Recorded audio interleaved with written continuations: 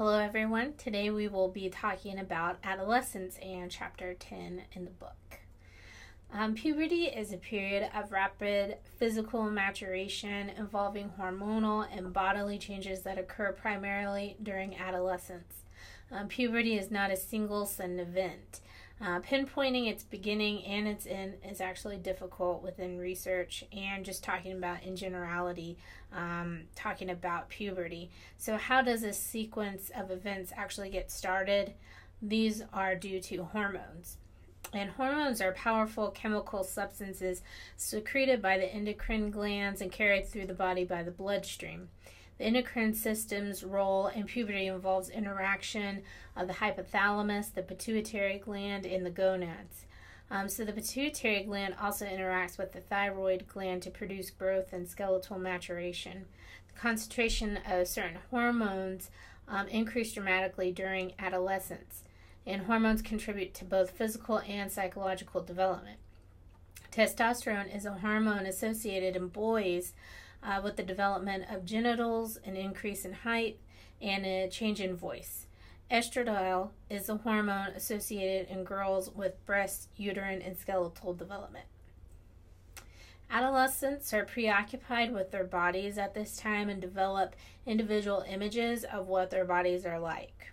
Adolescents are more dissatisfied with their bodies during puberty than in late adolescence. And so this also makes sense because during this we see rapid growth within adolescence and all these changes, and so they're adjusting to this new body and this new body image. And so if you think about young teenagers that are in this adolescent period, they're clumsy, their arms and legs are longer than what they're used to, so again they're adjusting to this period. Adolescents are, what we see within adolescence is that girls are less happy with their bodies and have more negative body images than boys throughout puberty. As pubertal changes proceed, girls often become more satisfied with their bodies due to the increase in body fat, while boys become more satisfied due to the increase in their muscle mass.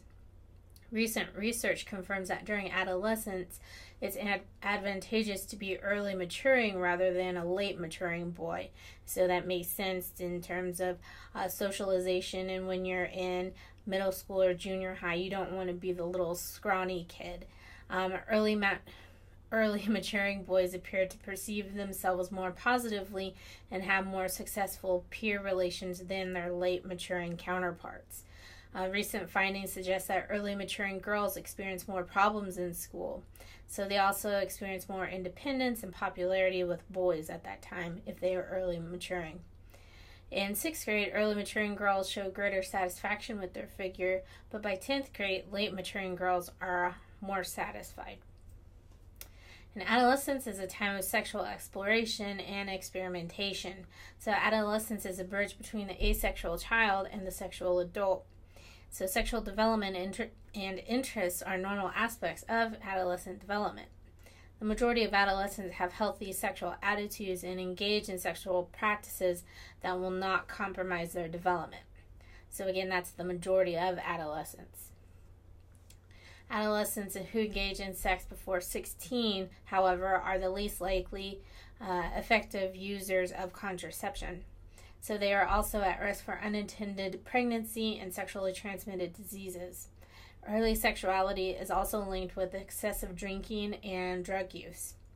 When comparing sex education programs, comprehensive sex education programs are more effective by discussing contraception and safe sex behaviors rather than just abstinence alone. For adolescents, they are more likely to engage in risky behaviors overall. And because of this, your chapter discusses leading causes of death among adolescents that will help to elucidate reasons for early death within this period. We'll also discuss cognitive and social factors that help to explain these risk-taking behaviors as well. Leading causes of death for adolescents include accidents, most involving automobiles due to risky driving habits and driving under the influence of alcohol and drugs. Suicide, which accounts for 6% of the deaths in the 10 to 14 age group, and what we also see within this period is also 12% die by suicide within the 15 to 19 age range. Homicide is especially high among African American male adolescents, and within this group, they are 3 times more likely to be killed by guns than natural causes. And so, thinking broadly about this stat, what are some social reasons or just explanations to help understand this statistic? So, could it be racially motivated prejudice and discrimination? Racial profiling? How about environmental factors like neighborhood, whether it's safe or not, and the community in general? So why the risky behavior in adolescence? A partial answer includes a heightened self-consciousness of adolescents known as egocentrism that is reflected in their belief that others are interested in them as they are and in their sense of personal uniqueness. So I'm special, I'm unique. This can actually be diluted into 2 types of social thinking. The first is an imaginary audience, and so this involves attention-getting behavior, the attempt to be noticed, to be visible, and to be on stage. And we also see the polar opposite, in where you don't want to be noticed, and the belief that everyone is watching, so everyone will notice the zit on my nose that I woke up with this morning. The second type of social thinking that we see is a personal fable, and this is the part of the adolescent egocentrism involving an adolescent sense of uniqueness and invulnerability and invincibility. So this leads to more risky behaviors like sexual driving or engaging in substance use. So given these types of thinking, adolescents feel that no one can really understand how they feel because they are so unique. And no one has ever felt the way they feel or experienced the same things that they have. And so that's why you start to get this angsty type teen characteristic that is more prevalent within this period. And so personal fables frequently show up in adolescent diaries if you were to read one. So we also see Piaget's formal operational concept that adolescents have the cognitive ability to develop hypotheses or best guesses about ways to solve problems such as an algebraic equation.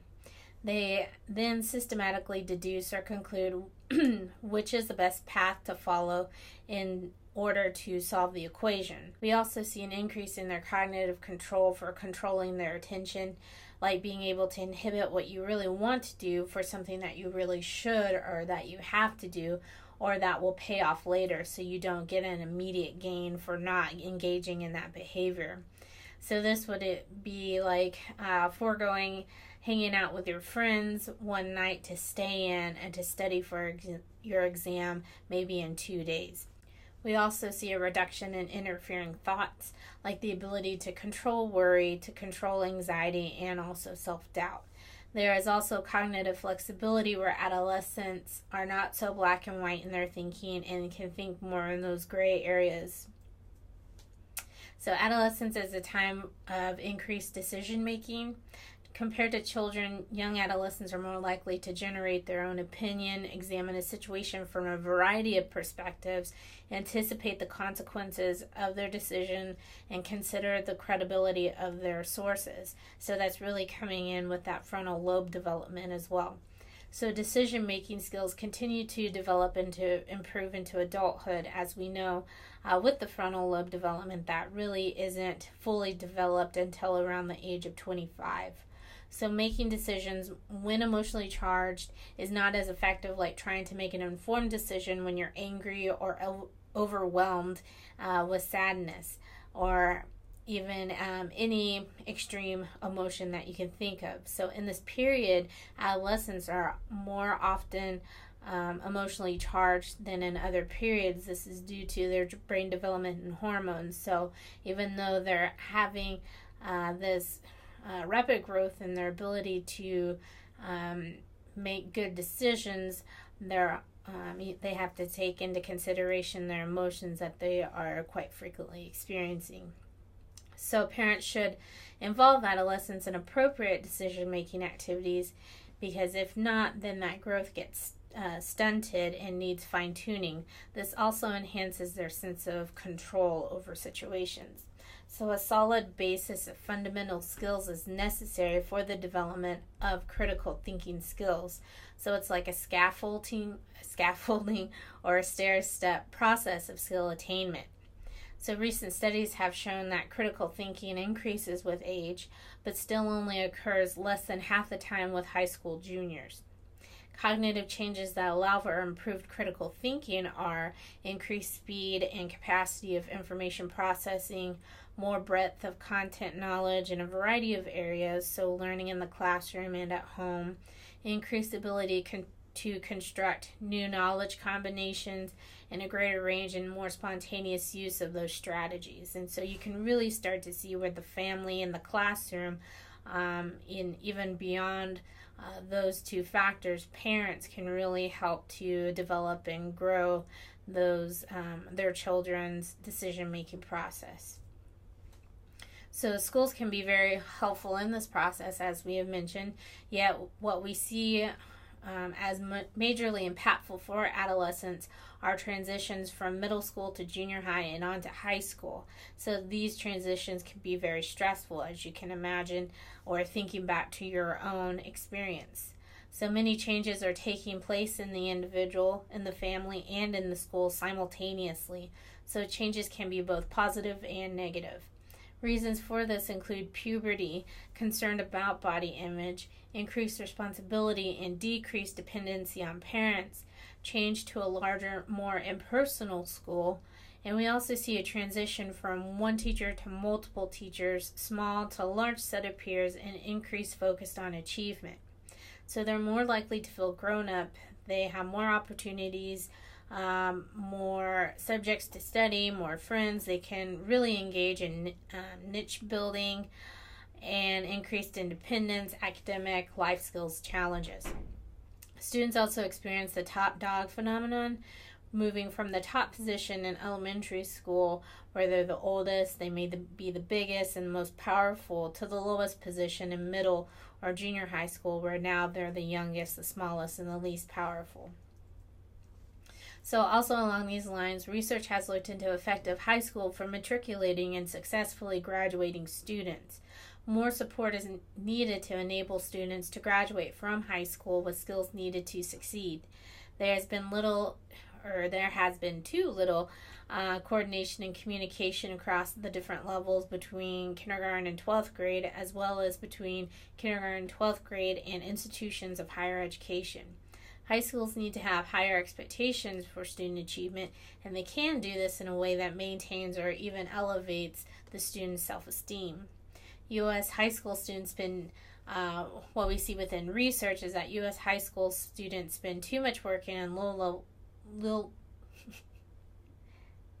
What we see in the research is that U.S. high school students spend too much time working in low-level service jobs rather than focusing on their academics.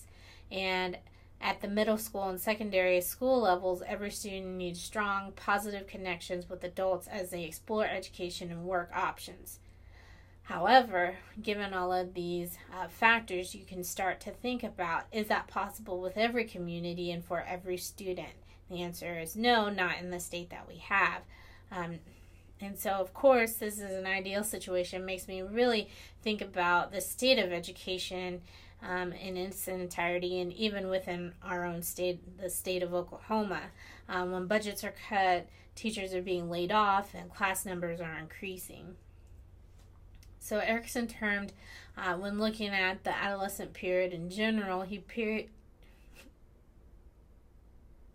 and so switching to talking about Erikson, and Erikson termed the period of adolescence, this particular period of adolescence, a psychological moratorium.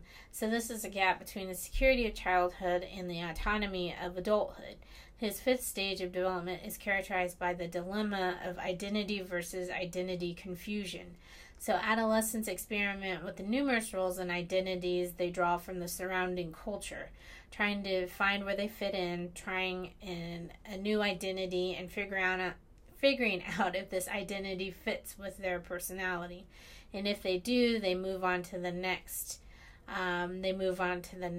Stage. And so either they successfully cope with conflicting identities, or they don't resolve their identity crisis. And so, this is the typical thought around adolescence, where you may be a geek one day, you may be popular the next week, and so on and so forth. And so you're filling out what type of identity do you have. Am I the lead football player on the team, or am I a big math nerd, or can I be both? And so identity formation neither begins nor ends with adolescence.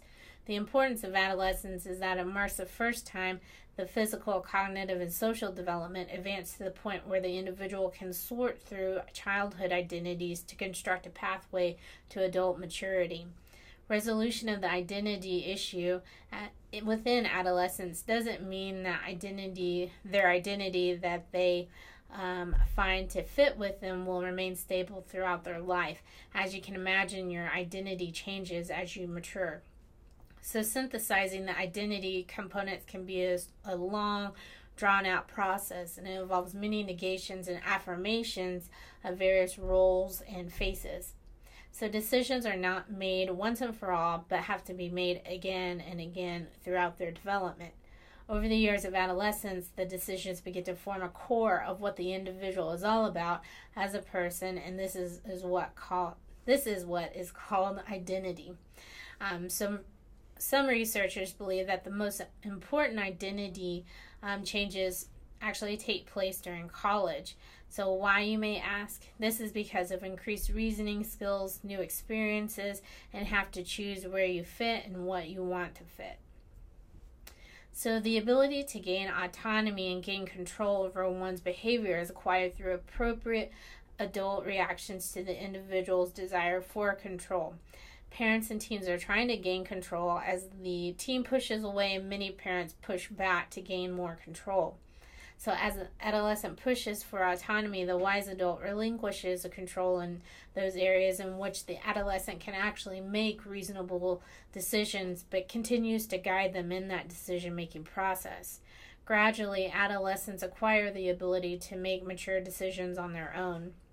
So thus, they're building their own autonomy and their own independence, or even we can start to see the growth of self-efficacy or competency for being able to make good quality decisions, informed decisions.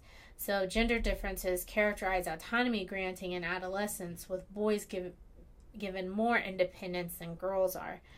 Reasons for this includes that parents protect and monitor their daughters more, and that boys will be boys. So we'll just let him make those decisions and he'll reap the consequences.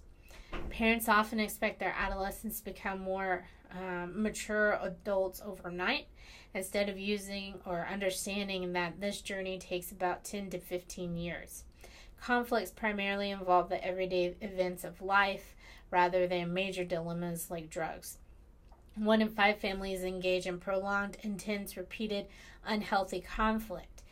But this means that 80% do not have this pattern. And what we see with these prolonged, intense, maladaptive, or negative interactions, these are highly associated with the teen moving out early, early marriage, pregnancy, school dropout, juvenile delinquency, religious cults or participation in those cults, and drug abuse.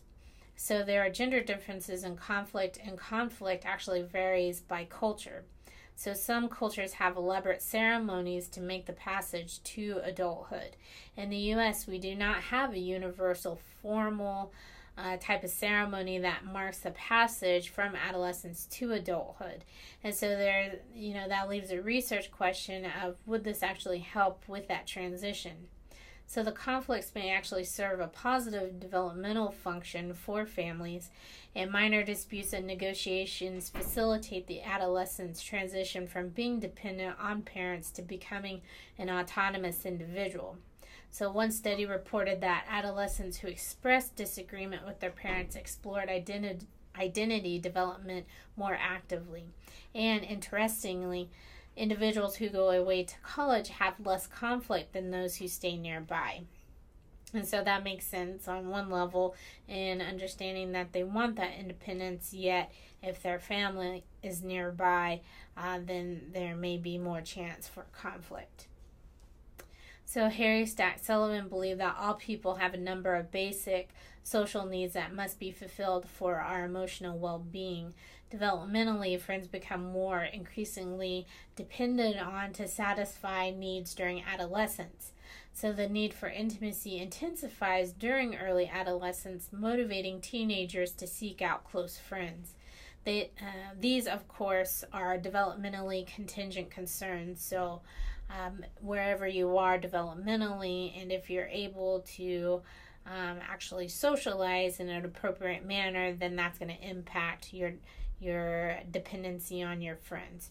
So if teens fail to forge such close relationships, they experience painful feelings of loneliness and reduced sense of self-worth.